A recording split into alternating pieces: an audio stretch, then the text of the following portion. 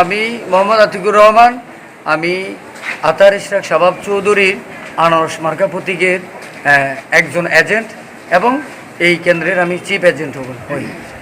আমি যখন কেন্দ্রের নাম হচ্ছে এটা হচ্ছে চরমজিদ জুবাইর মিয়ার বাজার সরকারি প্রাথমিক বিদ্যালয় কেন্দ্র, এবং তারই পাশাপাশি পাশে একটা মহিলা কেন্দ্র আছে, ওটা হচ্ছে চরমজিদ ইউএসডিবি উচ্চ বিদ্যালয়, এসএসডিবি মডেল উচ্চ বিদ্যালয়।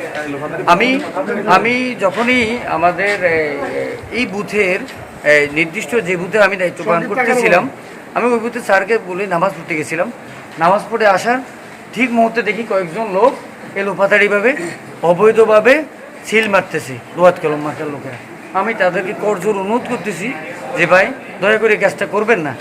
তখন ওনারা আমার উপর চড়া হয়। তারপর আমি নিরুপায় হয়ে আমি এখানে দায়িত্বরত পুলিশ অফিসার যিনি, ওনাকে বলছি, উনি সাথে সাথে আসছে। আসার পরে আমাদের প্রিসাইডিং স্যার আসি, উল্টা আমার উপরে আমাকে অ্যারেস্ট করে ফেলতেছে।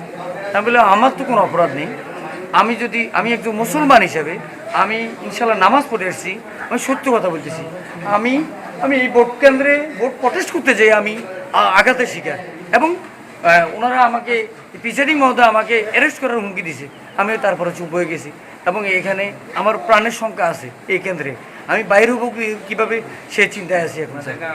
আমি বাংলাদেশ গভর্নমেন্ট এবং আইন প্রয়োগকারী সংস্থার সবার দৃষ্টি আকর্ষণ করতেছি।